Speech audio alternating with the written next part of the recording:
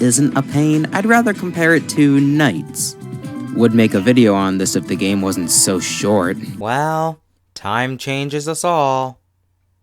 By the way, why not buy from Sega? We've got tons of new things, like the series that was never good apparently, a remaster of a re-release, Yakuza, and The Forgotten. That's it. You've heard this story before. Sega was once known for a variety of games on a variety of consoles, and when the Dreamcast met its untimely end, the wind of games that aren't Sonic began to peter down. One or two have managed to keep relevance, but for the most part, Sega became the king of cult hits instead of the king of third parties they set out to be. The older I get, the more interested I become in Sega's buried IPs, and games like Sonic and Sega All-Stars Racing only fuel that interest. I decided, hey, let's play all those old classics. What became of that? Paperweights. I hold a good amount of sentimental value for these electronic boxes, but I don't find myself playing on them often. It's not entirely my fault. I mean, let's check Amazon to see how much.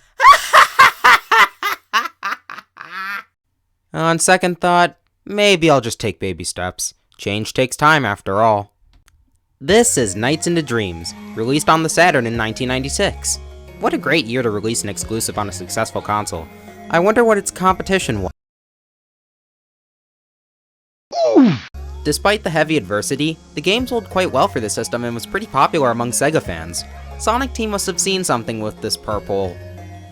whatever they are, because NiGHTS makes cameos in Sonic games all the time, even making a full-on collab. In a pinball game. I guess it makes sense. NiGHTS is just Sonic, but without the ground, although it wasn't always that way in development.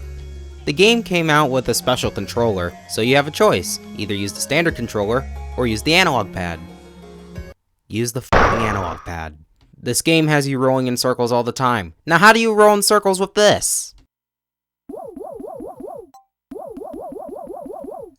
I'll just let the Saturn think it's still alive. Quite nice of me, huh? Get it? I don't know if it's just me, but 5th gen FMVs have some really odd charm. Oh god!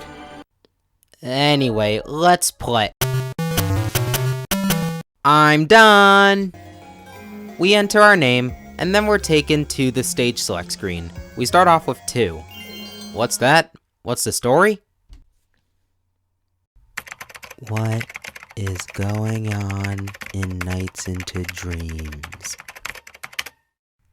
Okay, so this world, Nightopia, is only accessible to those who possess the 5 Idea.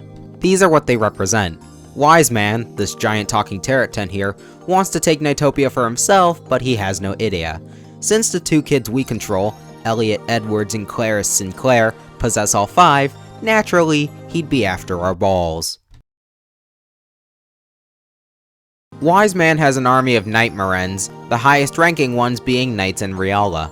Knights, with her free will, decided, fuck you dad, and straight up left. She always gets locked into this Idea Palace here, but since we kept one of our balls, we can bring her freedom and gain the ability to fly around, doing God knows what for 2 minutes. The point of the game is to collect blue chips to destroy capsules and get your Idea back, after which you just... Being a Sega game from the 90s, it's all about building up your score. You even get ranked after a stage like in most modern Sonic games. Once you destroy a capsule, you have the rest of your time limit to get as many points as possible, but you better get back to that Idea capsule before time's up, or you'll have trouble sleeping.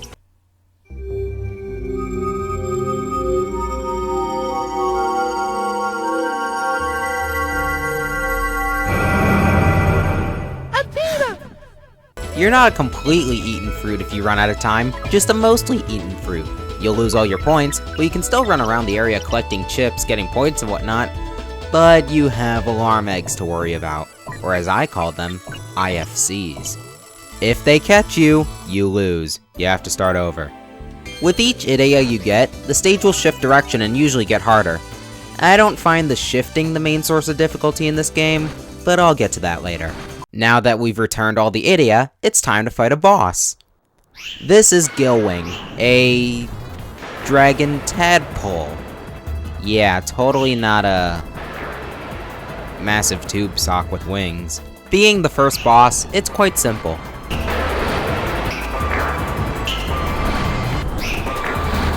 You could also just cheese the fight by spinning around his tail. The one time I tried it, I failed miserably. The next stage is Splash Garden. Sadly, I can't really describe it the way I want to because of stupid copyright laws. Under the sea, under the sea, I don't remember the lyrics at all, take it from me. I had no idea when I'd be talking about this, but these are the NiGHTopians. They're like Chow, but wrong. They act on their own and react to the environment because of the game's A-life system. Innovative, but ultimately useless. It's a complete non-essential to the rest of the game, and that was the point. The boss of this stage is Puffy, a bouncy, blinged-up bunny human hybrid with big... I can't keep going. What was this game rated? KA? Kids to adults? Damn. We were horny back in the 90s.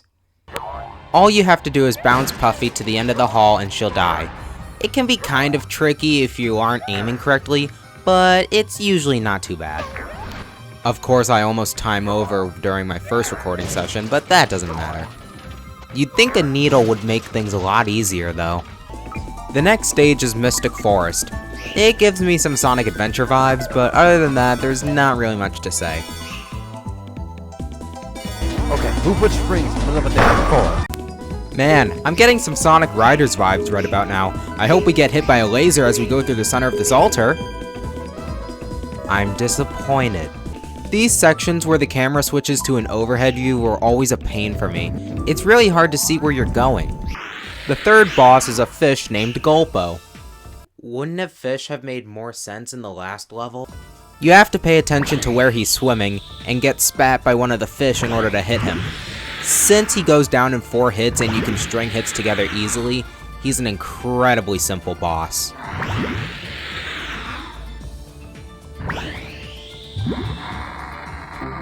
I mean, it hasn't even been 20 seconds and I'm already done. The next stage is Frozen Bell, and it's always been one of my favorite stages.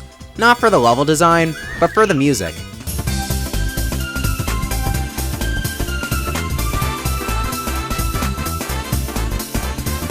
In fact, can we talk about the soundtrack? Nights into Dreams has a fantastic score, especially with most of the boss themes. Let's see who we have to thank for this brilliant soundtrack. Naofumi Hataya? Where have I seen that name before?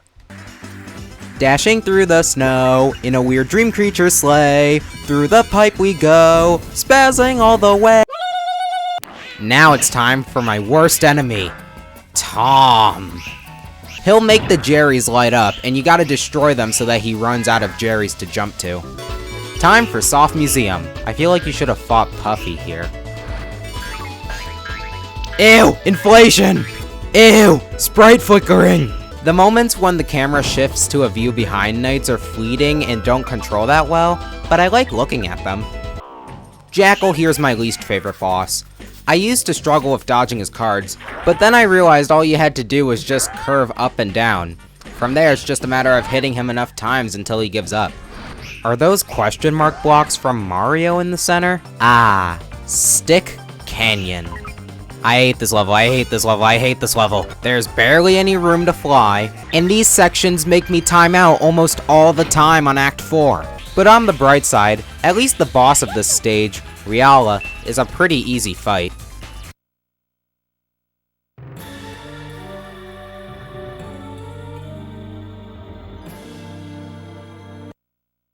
What? What?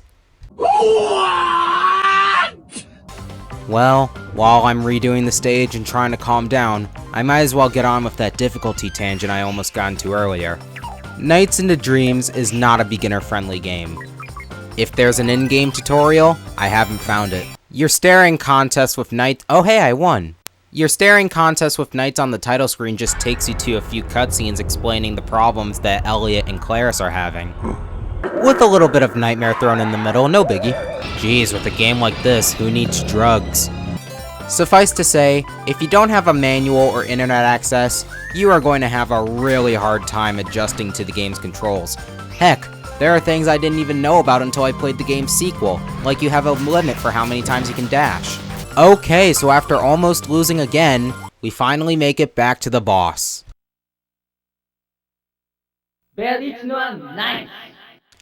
Okay, so not only is this the best boss theme in the game, but we actually had a pre-battle cutscene. And what did he say? Oh, that's it?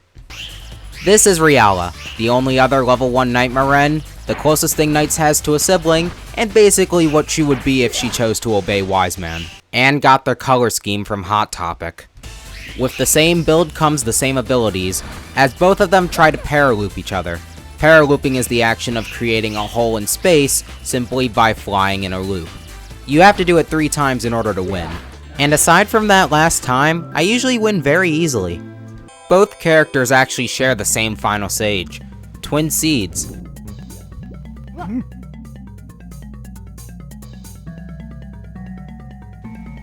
I'm not dead?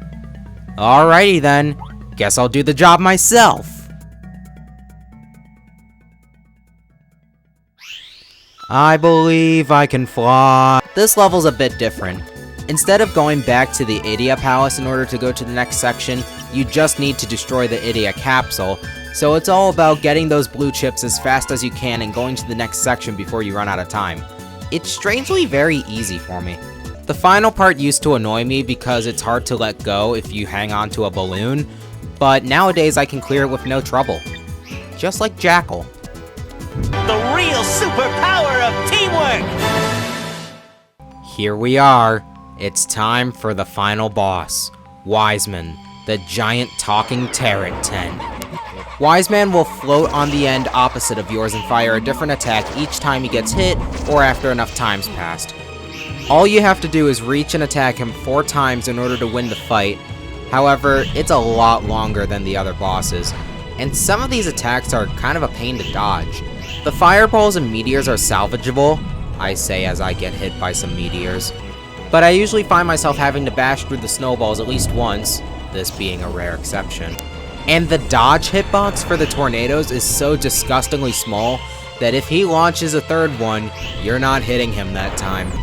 Fortunately, I got through just in time, so now, Wiseman is defeated and all of his creations are destroyed.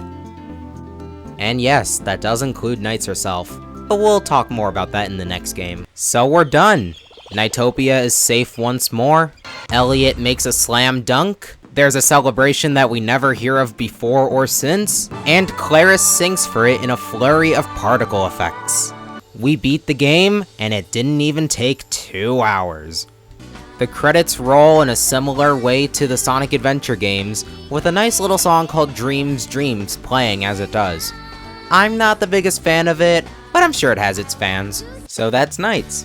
Once you get used to it, it's a fun game. Don't expect it to take up your week though. Since it's an arcade game on a Saturn disc, there's no meat on its bones, and no reason to go back to it unless you want to improve your score.